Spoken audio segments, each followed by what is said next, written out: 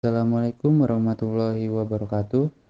Selamat siang, yang terhormat Ibu Iis Nurhasiah SEMM selaku dosen pengampu mata kuliah Manajemen Keuangan dan teman-teman yang saya banggakan.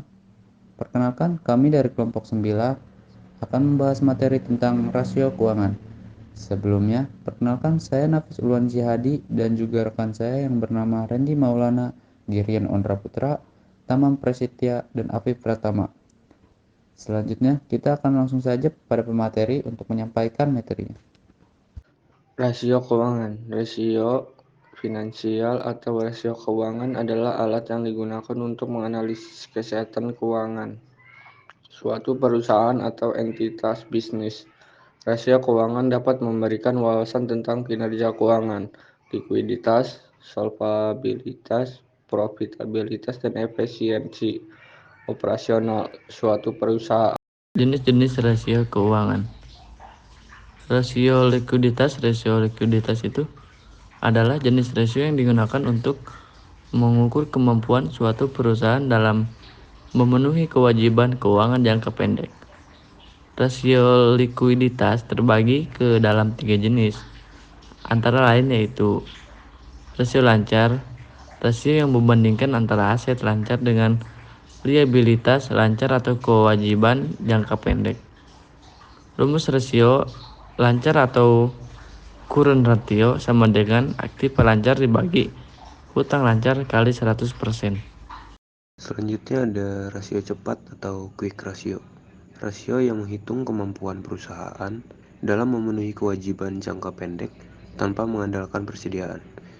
Rumus dari rasio cepat atau quick ratio ialah kas ditambah efek ditambah piutang dibagi hutang lancar dikali 100. Selanjutnya ada rasio kas. Rasio keuangan yang mengukur kemampuan perusahaan untuk membayar liabilitas jangka pendek dengan kas yang dimiliki. Rumus rasio kas atau cash ratio ialah kas ditambah efek dibagi hutang lancar. Rasio solvabilitas adalah rasio yang digunakan untuk menilai kemampuan suatu perusahaan dalam melunasi kewajiban-kewajibannya baik dalam jangka pendek maupun jangka panjang.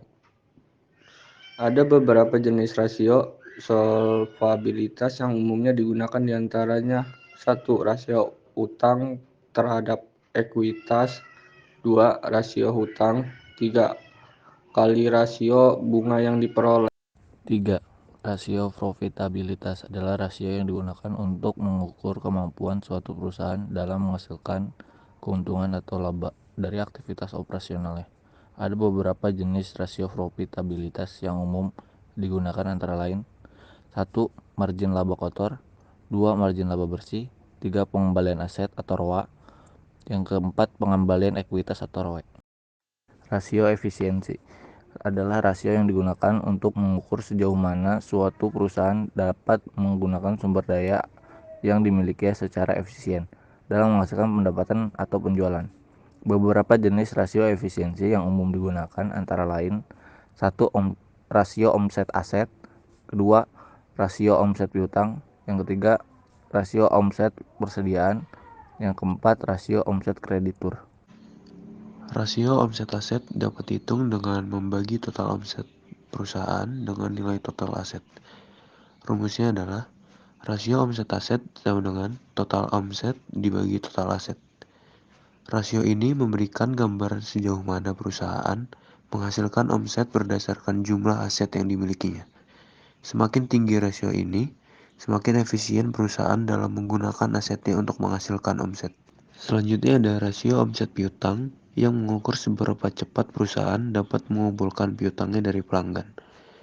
Rumusnya adalah rasio omset piutang sama dengan total penjualan dibagi rata-rata piutang.